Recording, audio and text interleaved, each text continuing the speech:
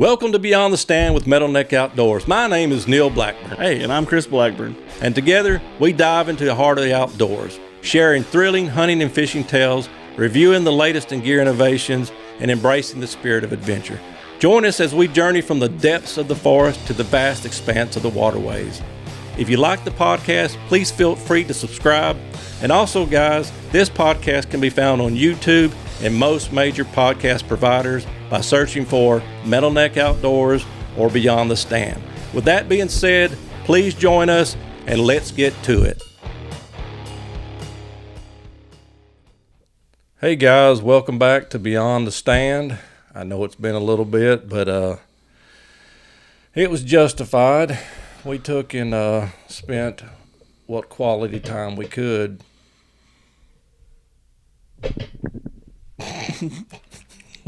Spent what quality time we could turkey hunting this year, and which you guys at work, like we do, you know that's not a lot. So luckily this year I did take some time off on a few Fridays, and I probably had one of the better turkey seasons than I'd ever had. So this podcast is basically a post-turkey season podcast because we didn't put anything out during turkey season, and I'm pretty sure that nationwide turkey season has gone out officially.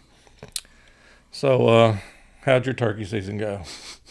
Well, opening day was great, and the rest of the season I got my butt kicked. I think I ended up setting up on 4 different gobblers, and every time he decided he didn't like me, so. Yeah, that's seems like that happens a lot though with turkey hunting. You're not it's never a guaranteed. I talked about this in a previous podcast about all the mistakes I made back in the early days. Just because you hear one or you roost one, that don't mean he's going to come into you. And a lot of you guys can attest to that. You know that for a fact. God, it don't. That dang second bird I got on this year, hot as could be. Hot. I'm just talking about hot, gobbling by himself. No locating calls to him or anything like that. And I ended up setting up about 100 yards from me. He flies down towards me. Pretty fan, just walking towards me. Just all of a sudden puts his fan down, walks off. In my head, I'm going, man, just 10 more yards and you were dead. I mean, what happened here? And then I don't know. Just ain't meant to be. Yeah. I'm a one turkey kind of guy every season, so. Yeah, most of the time I feel like I am too, except for this year I did luck out and get 3. Yeah. 2 on that private lease we got and 1 on public. But I did get a lot of knowledge for deer hunting and a lot of knowledge in some certain areas that on public to be able to, I think, have a better turkey season next year than I had this year, which you guys know that may change. But all in all, yeah, looking forward to the future. So next year I'm really excited with the upcoming deer season. So that's kind of what we're doing here is we're going to discuss this previous turkey season, a little bit of next season's turkey season, but fixing to get into full swing of some fishing and some deer hunting. So we're going to have to get out and do some scouting, throw some cameras out, and get ready for next deer season. Yeah, it's time to get really on board on doing it. So, well, guys, we got 4 videos ready to go for this past turkey season, but we decided to be fancy like some of these other guys, and we're going to try to hold on to them until February when people are starting to get pretty interested back in turkey hunting. So just know they're there, and as soon as February comes around, we'll start releasing them. It'd be nice if we had too much content to where we could put out some that year and some the following year, but by doing what we're doing, it kind of gives him time to really get in there and edit them the way they need to be edited. And we just got so much content that it'd be easier for him to put them out. Like I said, we work, and so it makes it easier on him to be able to put the content out. That, and I really want them to be good. Yeah.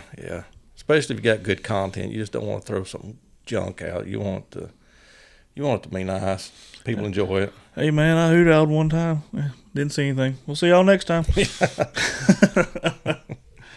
You see a lot of videos out there like that. But I've seen a lot of them like that, but that's just whatever makes people happy, I guess. That's it. That's something we've sat there and thought about before too, is to have an intro, not to have an intro. Mm-hmm. I think I like it both ways, so we kind of keep that door open. Maybe some intros and then some not. It just depends on how we feel that day. But when people take the time to put together a quality, decent intro that's short, then yeah, I like to watch it. But then I also like some hunts where you just dive right off into it. What do you guys think?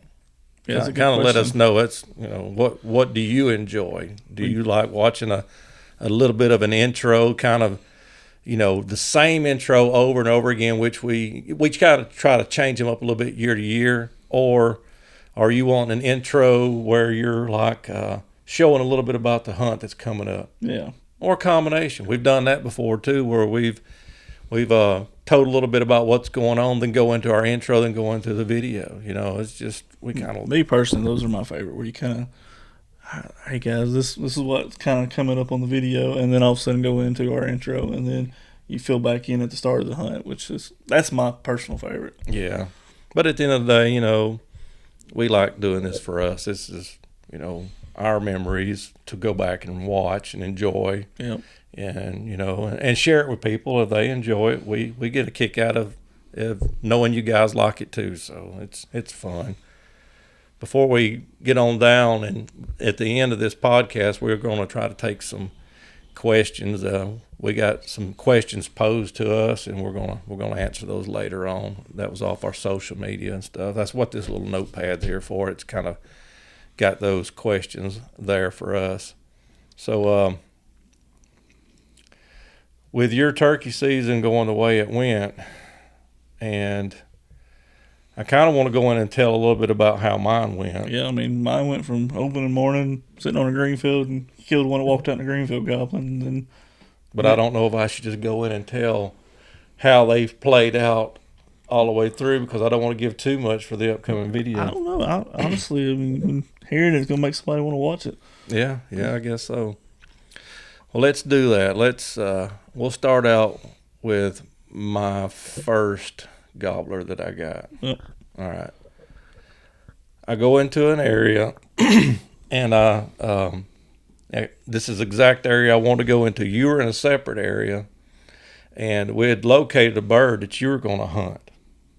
But hang on a second. I think you're talking about your second turkey. Second turkey? Yeah, that's the second turkey. Yeah, your first one's the one you killed on our private land that we got. Yeah. Okay. That's the one you killed on Friday. Right.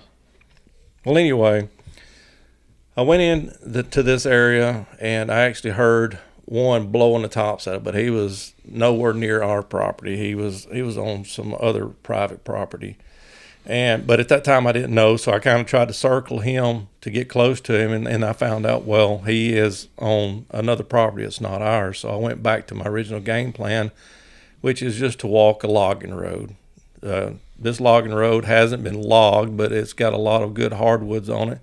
So I opted to go there and walk that road out. I mean, I hoot owled, nothing going on. And so I'm walking this road, and the sun's starting to come up. And I come around this corner, and when I do, I catch a glimpse of three hens. They walk out in the road, and they spotted me, but they didn't really know what I was, so they took running down the road, and they took flight. Well, when they did, but they didn't fly far. They flew right up in the top of a big oak tree there. And when they took off flying, I kind of got onto the edge of the road a little bit where I couldn't see them anymore.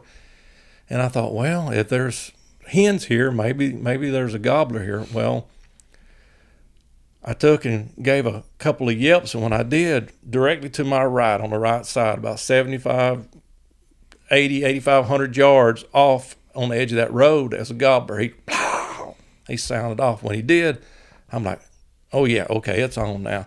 So basically I just kind of stepped off to the road there about 20 yards and set up to where, okay, maybe I can call these hens back down the road, or maybe I can call this gobbler up, or maybe he's got more hens with him.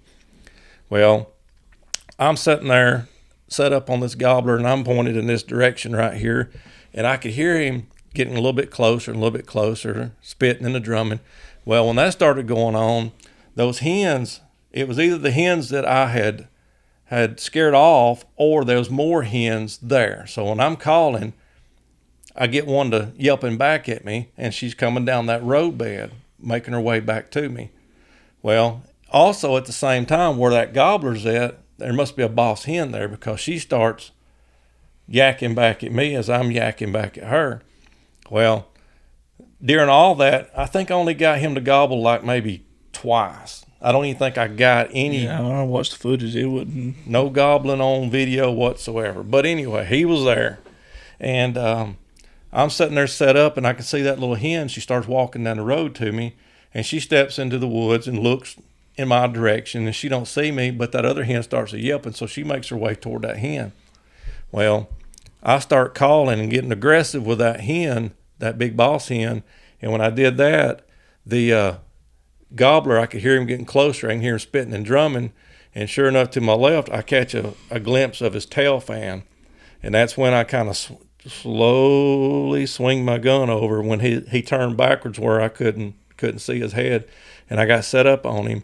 And when you guys see that footage, it's almost point blank whenever I pull the trigger on that gobbler. Yeah, it was good footage. And I tell you what, we shoot TSS, so he was so close that when I hit him, he dropped right there. All you see, poof, feathers fly everywhere, and he dropped right there and didn't flop much. Yeah, I was fixing to say, I don't think he moved whenever you shot him. I think his tail raised up and vibrated a little bit. That was about it.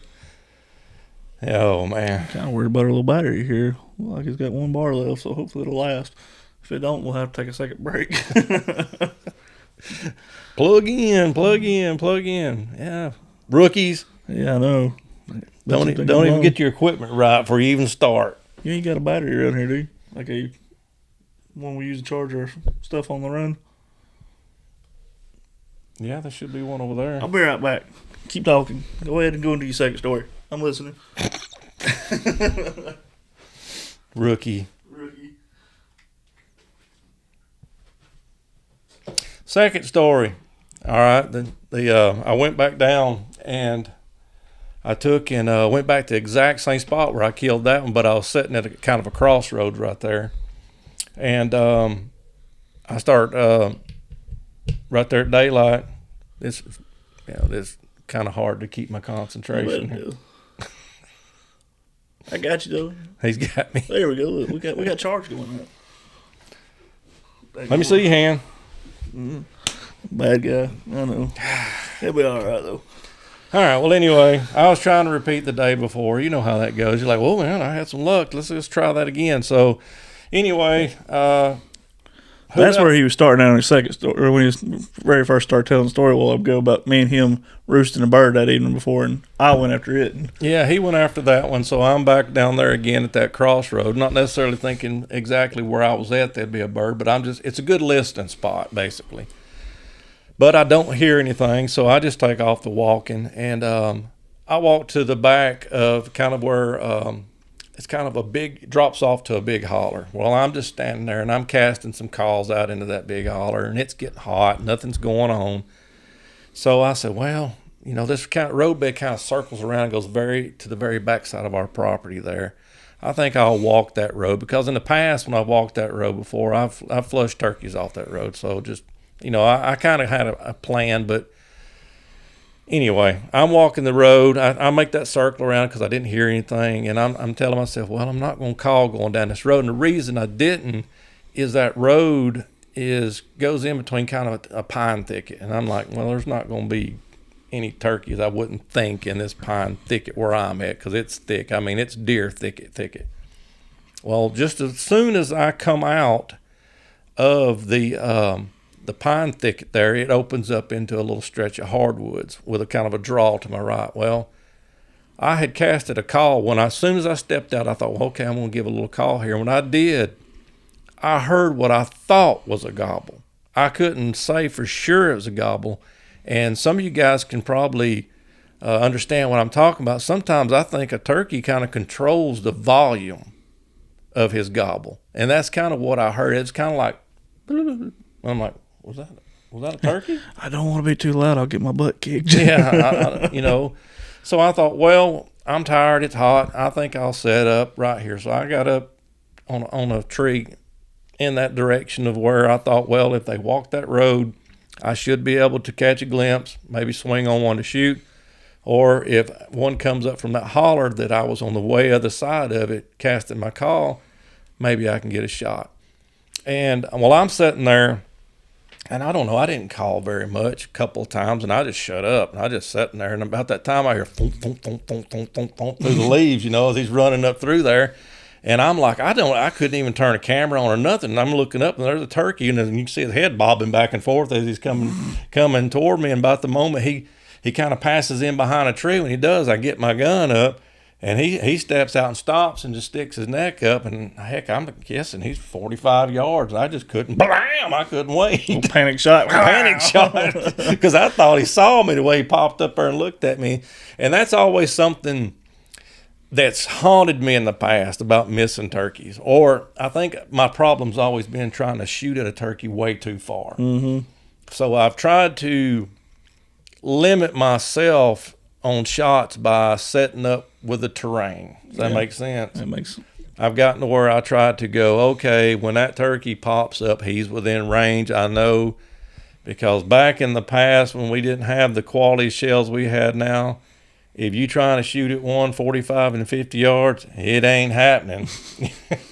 So I've watched a lot of turkeys in my day run off. Yeah, for all that work you put into it just to sit there and screw it up right there. Mm. But let's see. But anyway, yeah, I shot him, and he actually turned and acted like he wanted to fly and just crashed right away. Man, I was excited. Got 2 gobblers down the next day. I mean, yeah, the next day was a bad thing. Is that one didn't get a video at all? So no, I didn't get a video, but you're getting the play-by-play right here. So my bird didn't gobble, didn't do anything, and I was off in the middle of this big, deep holler, and all I hear is a pow. I'm like, he got another one. Well, he either missed or he got another one. Ring, ring, was that you? Then let's see. Okay, then let's fast forward to public land. Yep, public land. All right, I had a game plan. I've been sitting there talking about something I wanted to do on this particular property. I knew it was going to be a long walk, but what I was really wanting to do is there's this bluff gap that I wanted to go through, and I knew I've never been through it before on this particular property, and it takes probably an hour, 10 minutes, hour and 15 minutes to get to this particular spot. So I've kind of been avoiding going in there, but I wanted to. I kind of wanted to get some intel for deer season, because I know there has to be some good deer back here. And so that's what my plan is. Okay, I'm going to wait till it gets daylight.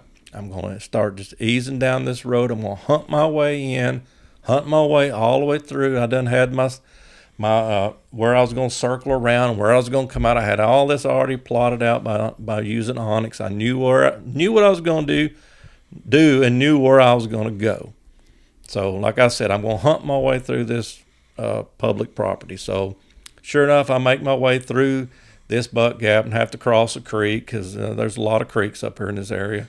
So I get across the creek, and like I said, I'm sit down for a few minutes, and I'd call, and I'd give myself time to rest. I wouldn't call much at all, but just enough. I'd give a couple of calls, nothing happened. I'd call again, sit maybe 30 minutes, get up and ease, and try to sound like a turkey the whole time I'm walking. So I cross another creek area and come up on this on a hillside, and I'm fixing to drop off to another creek. There's a lot of big, deep hollers up here, and there's a lot of creeks in this public. Well, I'm standing there, and all of a sudden I give a light call. When I do, there's a hen down below me in this bottom. She calls back at me. When she does, I call back at her. Well, I thought, well, heck, I'm going to sit here and just goof with this hen. About that time, behind me, I sit down on the ground and start fooling with this hen, like I'm resting, drinking some water, and behind me I hear, blah, and I'm like, what? Well, let me rephrase that. I thought it was behind me, but I wasn't 100% sure. I heard a turkey gobble. I think he's behind me. I'm not sure. So to make this even weirder, we've hunted this around this area for how many years have you hunted up there? God, 20 plus years? 25 plus years. 25 plus years. And the only turkey we've ever heard gobble up there, and we've hunted it during turkey season hard, was in the middle of deer season one time. Yeah, this is kind of strange, guys, because one side of the road, I've heard turkeys gobble. This side of the highway, nothing. And this is no lie. I sat there during bow season, and I've counted 9 longbeards in a straight line walked through. And I've turkey hunted with no luck, to the point that I almost want to give up because you have to deer hunt these turkeys. And I had never killed one in this area, and I've hunted it a long time. I mean, literally, this hunt was just, I'm going to go deer scout, and if something happens, it happens. Exactly, well, anyway, I'm sitting there, I go, okay. I think I called one more time, and I hear it actually behind me that time. I kind of pinpointed it. I spun around the tree, and I'm set up. And this one, I actually do get him on camera actually gobbling. But he come in quick. What he was doing, me acting like a turkey, walking and stopping. He was following me.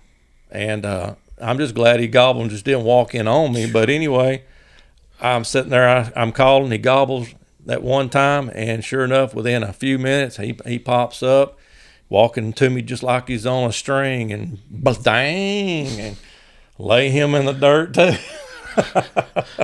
He calls me, he's like, I just killed it all. I'm like, you killed one there? Really? Well, I texted you, then you called me, so yeah. Nah, you lying. Yeah, but that was the best bird I killed this year too. He was a better bird than the other two. Those public land birds, they way back there in the woods, nobody can get to them. Get fattened up on acorns all day long. But yeah, that was I had a very good turkey season. I wished I could have got one more, and there's a good story to come with that one. I was fixing to say that. You talking about the thunderstorm bird? Yeah, the thunderstorm bird. And yeah, that's gonna make probably a real good video too. Except there's no turkeys killed in that video. Should have been. With that being said, have you guys ever had Mother Nature steal a turkey from you or steal a deer from you? Drop that in the comments if that's what happened to you before, because that's what happened to me. I took off on a Friday, and matter of fact, I was sitting there in my truck going, dang boy, I'm looking at, which when we post this video out, Chris is going to have the radar from from the storm. And honestly, what I was going to do is, I'm in the same area, and I knew the rain was coming, but my intentions were, by the time it gets here, I'm going to be at that gap and that bluff there, and it overhangs a lot. I'm just going to sit up there and wait till it blows through, then I'm going to hunt my way back through. Well, I'm making my way back through there, and between the thunder and me calling, got one fired up. And I'm nowhere near where I need to be to get out of a storm if it comes. So what I do is, I'm sitting there going, okay, what do I do? Okay, he's directly across a holler on another hillside from me. I said, well, okay, I'm going to step off down here. I got up against a good pine tree. I got to where I could see good. I knew that he was going to have to walk through a little bit of, I had some thick stuff here, and that, just like on a string. Well, I'm sitting there calling to that turkey, and every time that I'd call to him, he'd gobble at me. Every time the thunder would thunder, he'd gobble at the thunder. He's gobbling at everything at that point. It's been a long time since I've fooled with a turkey that was that stinking hot. He was hot. Well, as I'm working this turkey, and every time he would answer me, he was closer, so I knew he was coming. It had got to the point to where I'm like, okay, hey, I'm fixing to limit out. This is fixing to be my last turkey.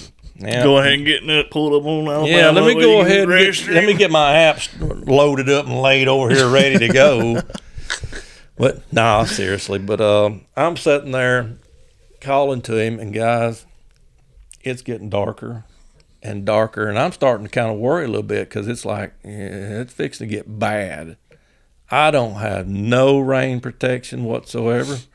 which I do now, Little I too don't late. have nothing to put my cameras in. I don't have nothing to put my phone in, which is stupid on my part. So before I go on into this, guys, take and go online and you can buy military parkas that will fit in your backpack and will cover your turkey pack, your backpack, you and everything. You just put this thing on and lean down. When the storm's over, get up, fold it back up, put it away.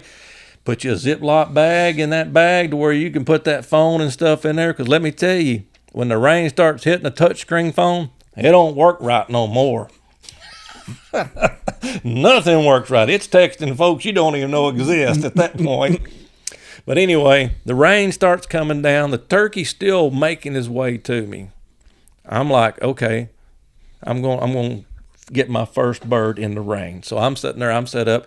And it's got to the point, guys, to where he was fixing to show himself. It was that close. I mean, it was like when he shows himself, pull the trigger because he's going to be within range. Yeah, that last gobble, whenever you're watching the footage before he quit, that last gobble I'm talking about, like it just thundered throughout the microphone. So. Yeah, you're sitting there going, where's he at? He's got to be right here.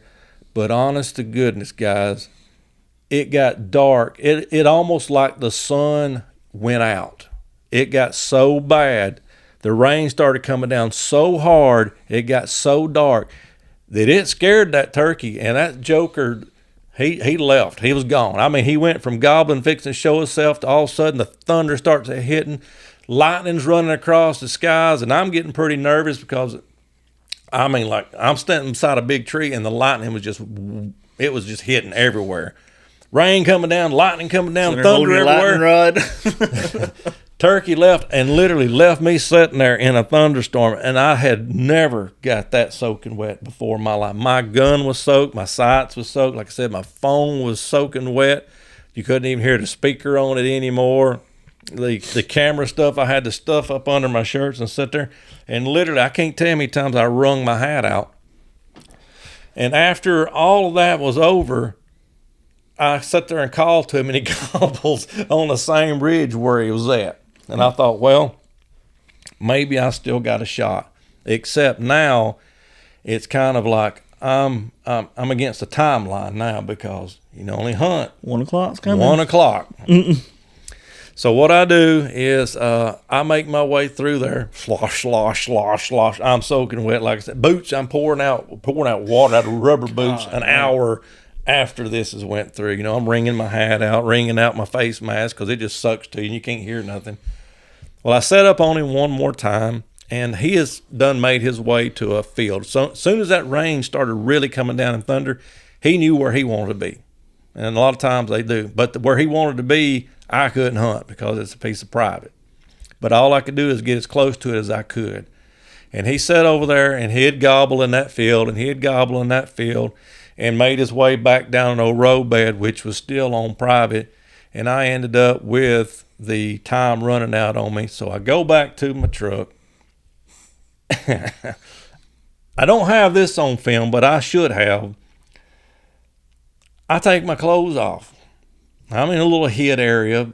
Granted, you know, I'm hid, so I take my clothes off, stand there in my underwear, and I'm wringing my clothes out, and not thinking, I throw my overalls on top of the vehicle, you know, and like I said, I'll get those in a second. Yeah, I'll get those in a second. And taking socks off and everything, I thought, wow, I'm just going to ride home in my underwear. I'm like, ain't nobody, please don't get pulled over because this ain't going to look good. You know, one of those type, but it ain't the first time I rode home in my underwear. I don't know if any of you guys ever rode home in your underwear, but okay, I did. Well, I pulled out, and I got to about 40 miles an hour, and guess what? Off the back, I sat there and watched my overalls fly out on the road. And I'm like, oh, hell, what am I going to do now? So I throw it in reverse, and I back up and back up and back up. And I don't know if y'all have ever seen Raising Arizona with Nicolas Cage with the diapers in the middle of the road, and he swoops them things up. I'm sitting there, all of a sudden, I'm looking at a vehicle coming in front of me. It's like, well, I can't get out now. So I take off, and when I take off, I swoop my drawers up and throw them in the Jeep. 911, what's your mercy? There's a guy in his underwear in the road. I'm scared.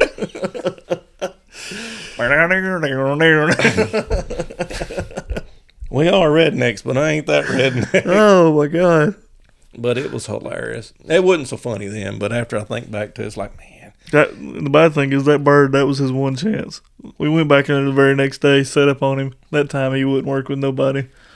No, the one time we did, he was on a different side of a whole different bluff area and wouldn't come across to us. And we tried circling on, wouldn't work. Done educated him a little bit, but he'll be bigger next year. Yeah, he'll forget about us. But I was sitting there going, man, I wish I had that on video. Boy, that would make a good one. I mean, it's going to be an interesting video altogether anyway, where people see how dark it could get and how it could scare off a daggum turkey, but it did. And it's weird how they know, hey, it's raining. I know where I need to be.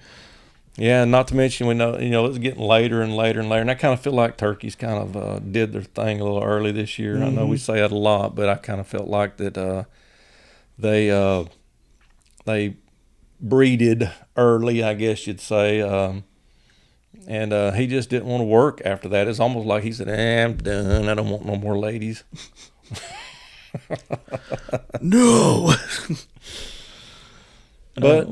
But yeah, that's being said, turkey season for us this year is it's over with, and looking forward to next turkey season, and looking forward to doing a lot of fishing this summer. Try to put up some fish in the freezer and do some fish fries. We actually had a really good trip this past weekend. We took my little boy out with us and did some jugging and some vertical trot lining.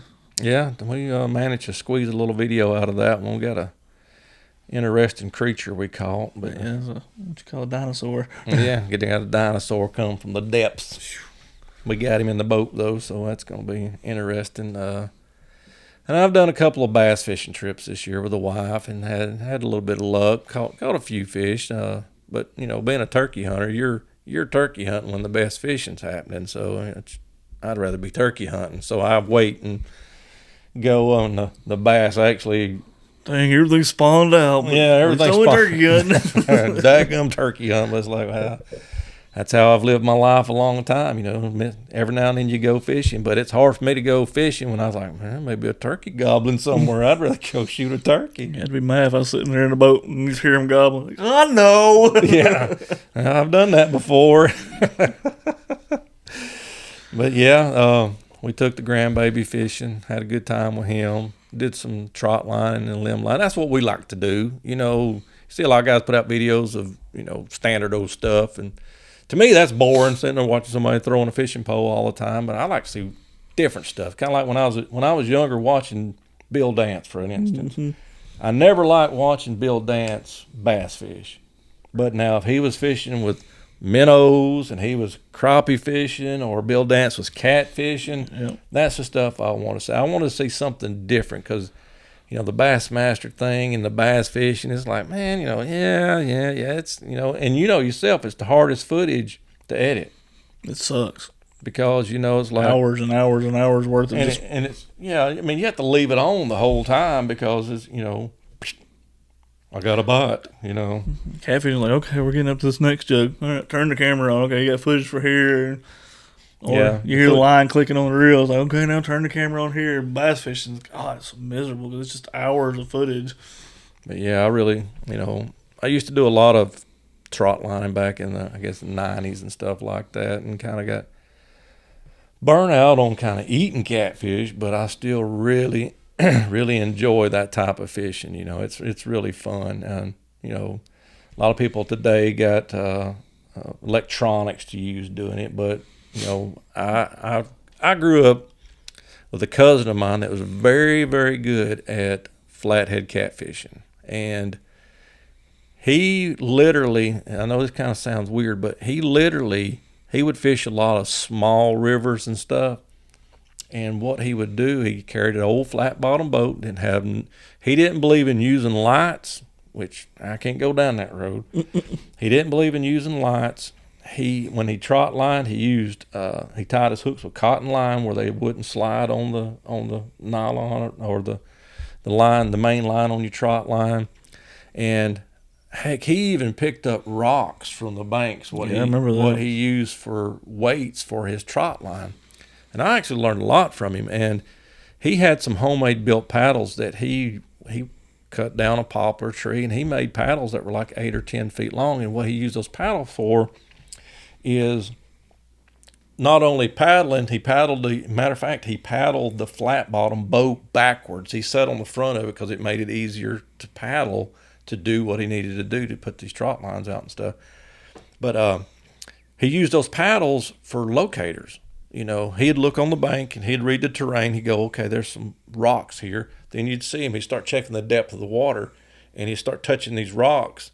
And he'd say, okay, right there's the drop off. I'm going to lay that trot line right down beside these rocks right here. So I learned a lot from him. Not to mention he used, and I don't really see this much, but if you're fishing these small rivers like this, he would cut canes, and he called them bank poles is what he did. And it's just like having a set hook that you could place anywhere you wanted to. He'd take this bank pole, and it's just like your cane pole, and he'd have his his cord, and he'd have his weight with his hook. And he only used two types of hook. He either used a 6/0 or used a 9/0, just depending on what size of fish he thought there. Well, he'd take those bank poles and he'd job them in the mud and set it anywhere he wanted to. As long as there's mud there somewhere he could stick it, then you had a self-made limb line without having a limb there. Yeah, I seen somebody on YouTube, but they did it using PVC.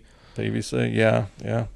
But he didn't. He used everything that Mother Nature gave him right there where we was camping at. He'd find it all right there and use it.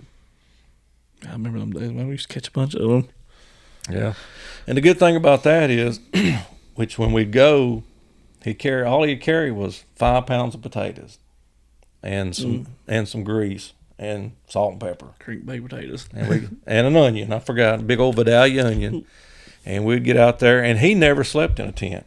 Yeah, I remember that. He slept, which I took a tent because, man, mosquitoes eat you alive, But he wouldn't. He didn't mind. No shirt. All he had on was a damn old pair of blue jeans, cut-off shorts, and that was it, man. We was fishing, and a pair of flip-flops or tennis shoes or something. And we'd get out there, and I can remember just like it was yesterday. We'd go out there and we'd bait them lines up right at dark and come back through. If you was lucky enough to have a couple of fish on there, go back, man, skin them jokers out, fillet them up. Get the creek bank potatoes cut up, washed up with that big old onion and a big old cast iron skillet, set it on top of that fire. Whoosh, throw them potatoes in there, get them jokers a cooking. As soon as them potatoes making me hungry. Yeah, I know. We've been at work all day, and I'm about starving to death too. Throw that catfish over in there, then you're sitting there eating fried catfish and fried potatoes and just living the life. Happy as can be.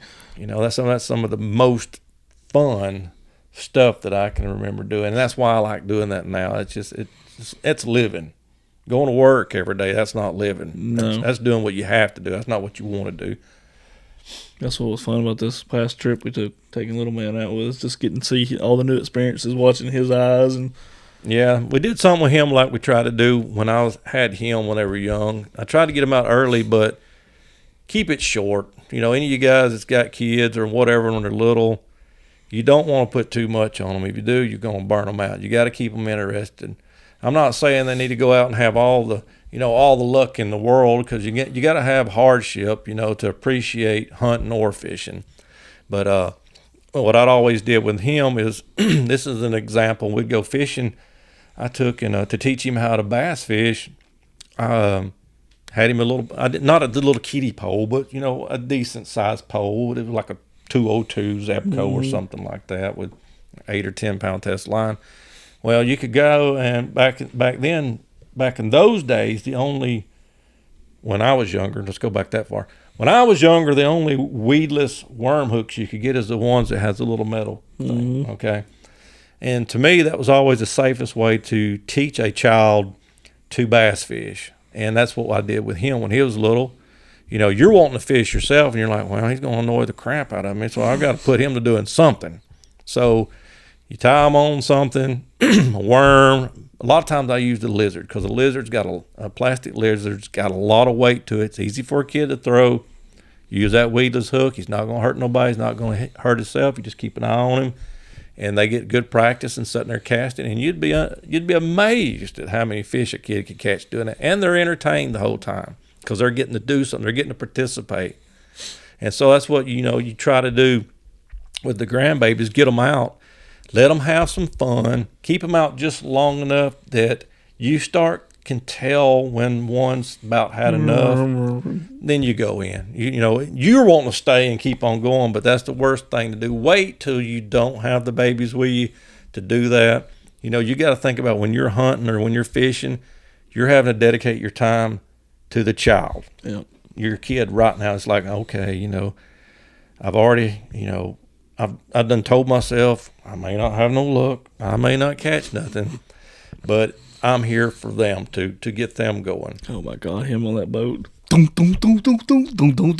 like I said, that's what you got to realize. It's like, well, we brought a kid, so if we catch something, hey, we won. We haven't caught a fish. Oh man, I like these kind of podcasts. It's fun. Just sit there and tell stories and. Yeah, but what makes it hard is, if I know we're going to do a podcast, I try to stay away from him because we talk all the time. We work together.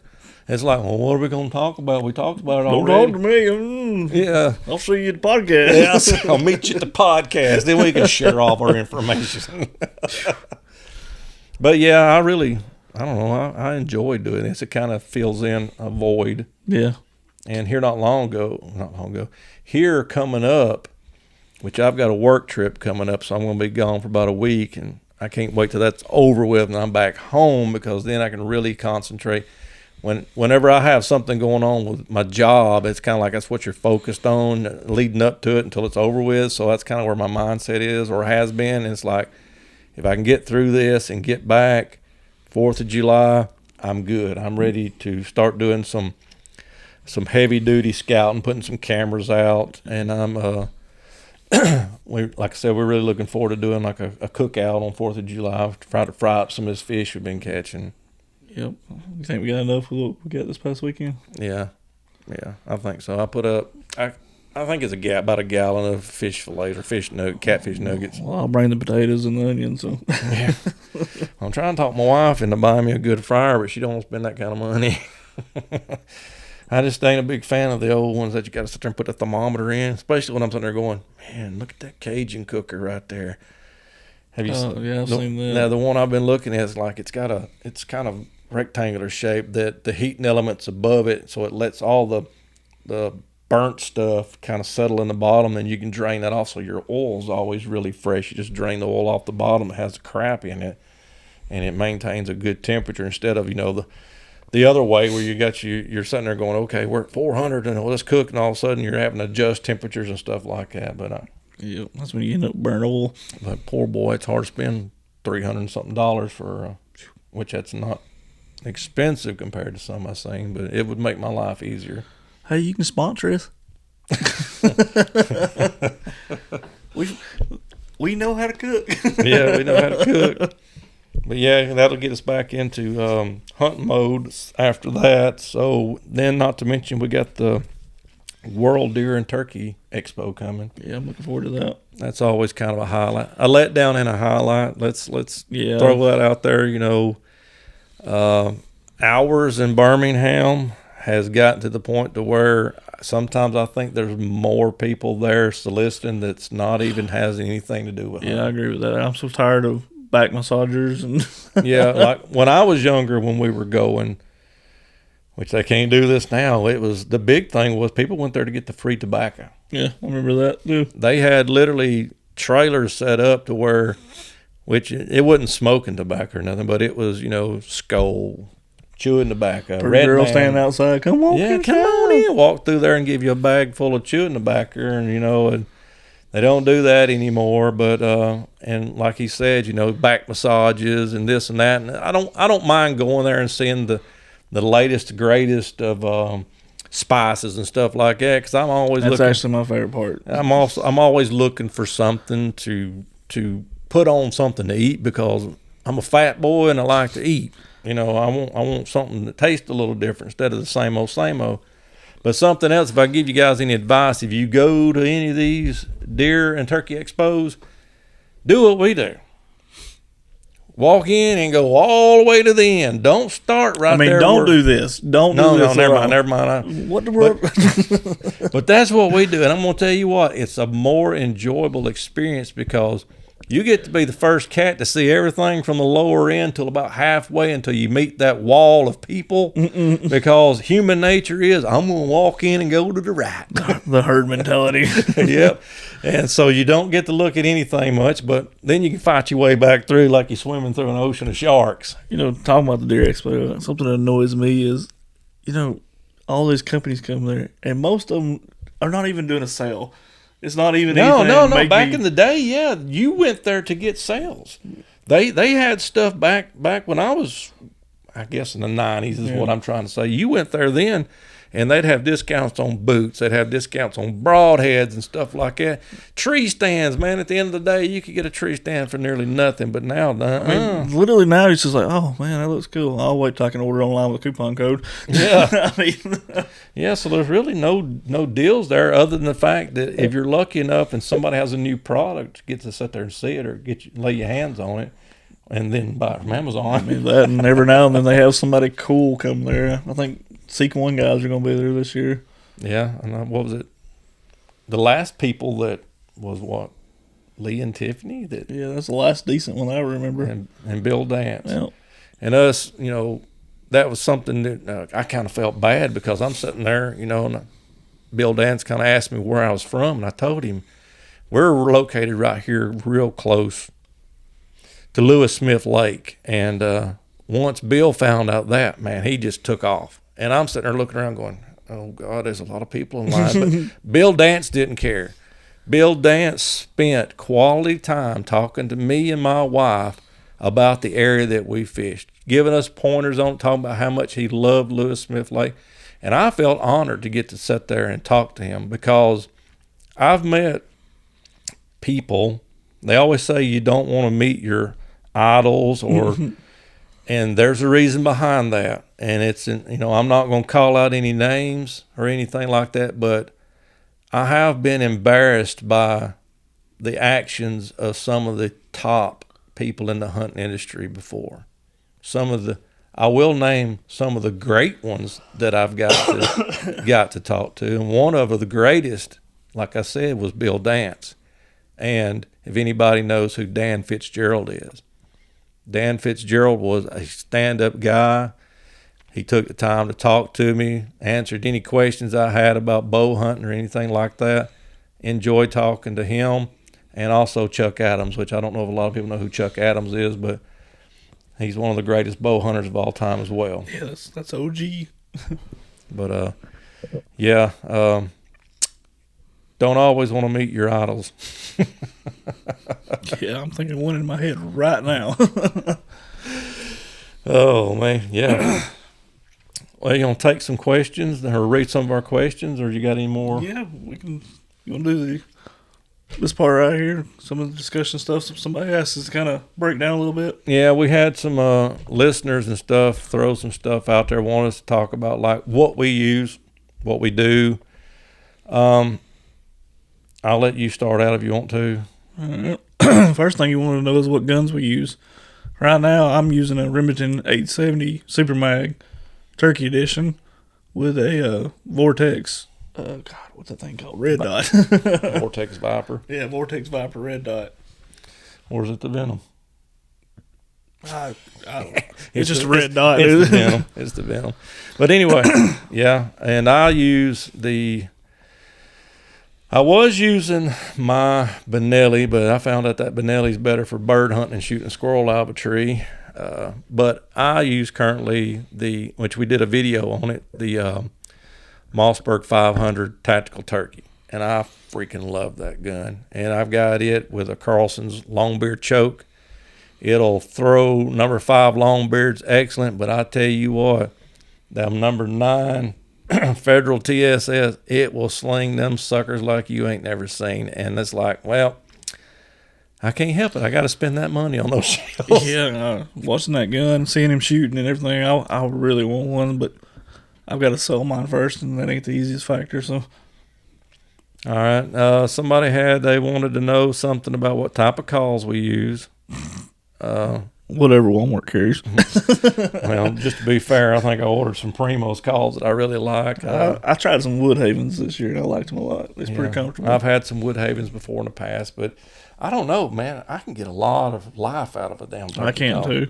I mean, I don't know what you guys do if you just get done with them, throw them away. But listen, this is what you do. You take, when the season's over, take those turkey calls and take some mouthwash and wash them with mouthwash. Don't leave the mouthwash in them. Rinse them with cool water because if you just put them in the mouthwash and put them in your call thing, it's going to stick the reeds together. But if you take and wash them out real good after you kill all you mouth bacteria and put them back in the holster and stick them in your refrigerator in the butter drawer, and they'll last you a long time. Now, something good to talk about on the turkey calls we use. We're not big on using slate calls and box calls. I mean, we got them, but our primary call is a mouth call. Yeah, because, this is why I don't use a friction call. Because what do you do if you get bored? I feel like, now this is me. A lot of people don't, but I've caught myself in the past. Just sitting there playing with your turkey call. Put that thing away and just use a mouth call, I just don't like unnecessary movement. Me either. I feel like I'm going to get my butt called. But there's been a lot of people killed a lot of turkeys, with a big old box call and stuff. Yeah. But it's just, I guess if you want to tote something like that, it's got a lot of volume to it, but like I said, my way is not the right way. His way is not. I mean, everybody does their own thing. This is just our opinion because there's a heck of a lot of great turkey hunters out there that would probably look at us like we're crazy. But, I'm not too interested in deer hunting turkeys. I know he did this year, but I can't do it. I just don't want to sit there and hunt something like that. I'd much rather keep moving, hunt one that wants to, or use that as an experience to get out and do some scouting like I did. Just wander around, kick the leaves like your turkey, do some soft calls every now and then, reach out there a little bit further with a call, then just sit down and relax for a while. Enjoy what Mother Nature's giving you. Well, then had somebody ask about locator calls. What do you use? I only use an owl call from my mouth. That's the only thing I use. I don't use crow calls or don't use anything like that. Just a good old owl call. That's me, because that goes back to what I was just talking about. Sitting there right at before daylight or right at daylight. I'm kind of torn sometimes. I'd rather have a turkey gobble on his own. I think we all would, because then you can kind of work in close to it. But every now and then you want to throw that hoot owl call out there and make him answer you, and then try to get close to him and get set up, or at least get close to his bubble and set up. But I don't tote, crow calls. I've got a crow call. I don't use it. I've got a pileated woodpecker call. I don't use it. I just use my mouth call and just have a different variety. Yeah. It has some different sound. Yeah.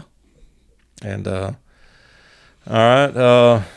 Got a couple questions from a Facebook post we made. Let me read it. Go ahead. I'll let you give your answers, and I'll try to give mine. You've been talking about it, so.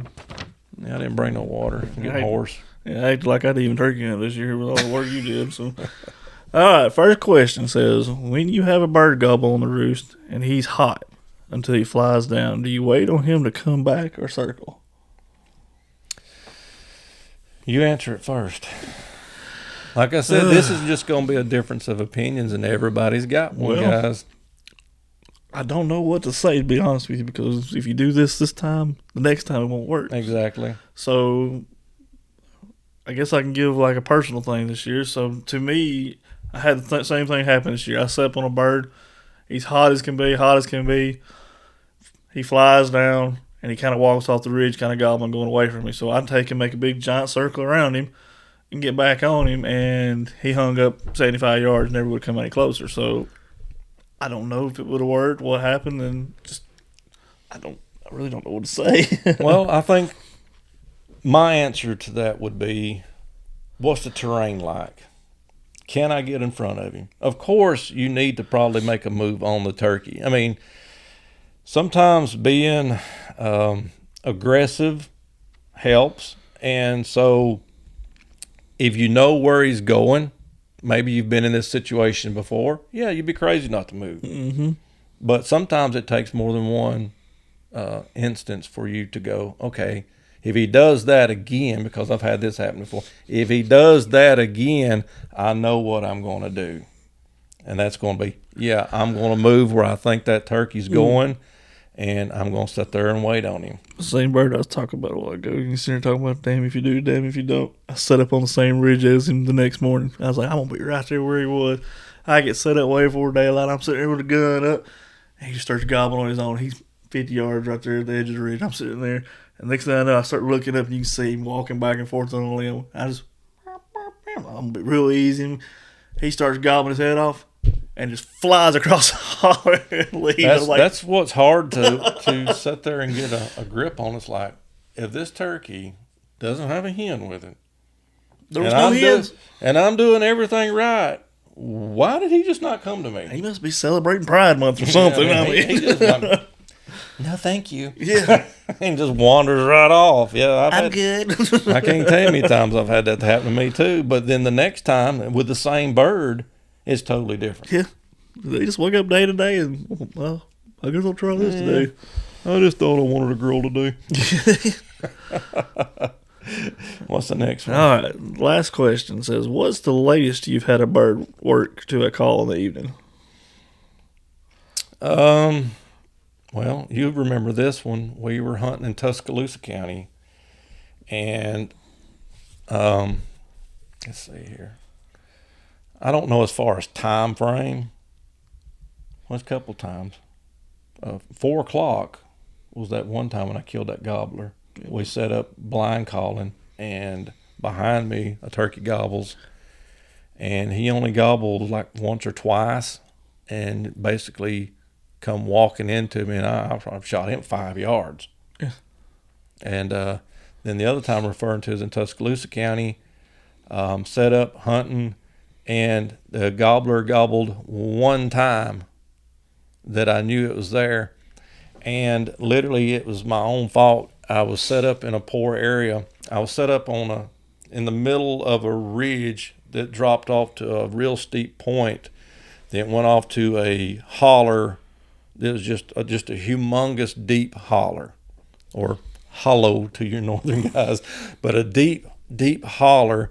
And I could hear the turkey walking, and it was getting dark, and he was out of range the whole time, flew up in a tree, and we roosted. I knew the bird was there, and I can't remember, did he gobble from the roost? I think so. Yeah, he gobbled from the roost. Because I went and come back and got you and got Danny, and we went over there and had him gobble. And at any point in my mind, I thought, well, this turkey's going to be killable tomorrow.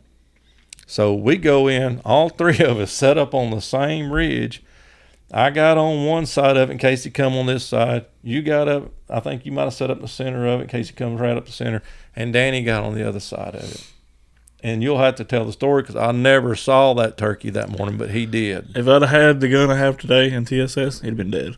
He was probably 50 yards, full strut, standing there breathing a hen in front of me, and then he just turns and walks off. He went off the big holler where I didn't expect him to go. You always expect him to go, well, maybe he'll go back the way he came, but maybe not. Maybe he will make a circle. I just didn't realize that's his Friday routine. Yeah, that's his Friday routine. Oh, man. Well, that's a good podcast. I enjoyed it. I agree, too. It might be a few weeks before we get another one, but we will get another one. He's got some stuff coming up, so. Yeah, I have to get that work stuff out of the way, then settle in the 4th of July, like I said, and get to the deer show, and we'll have a lot to talk about then, new products. It'll be fun. Looking forward to it. Well, dang, it's already been an hour. That's pretty good. No, it ain't been an hour already, has it? 58 minutes. 58 minutes. I think I can mumble for 2 more. We hope you guys really enjoy these podcasts because we enjoy bringing them to you. we'd appreciate some feedback from you, things that you'd like us to talk about. Ask us anything you want, and maybe we can throw it down and give our opinions about it. Like I said, we're no experts in the matter whatsoever, but we can just tell you what we like to do. We do know that we might hopefully be having a few guests on pretty soon. So yeah.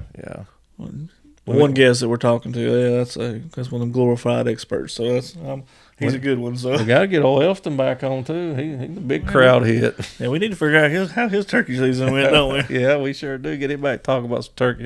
See if he did any more of that Winston County starvation crawling. All right, buddy. Well, I'll let you take us out this time. All right, guys. We appreciate y'all watching and listening, and tuning in for the next one. We appreciate y'all.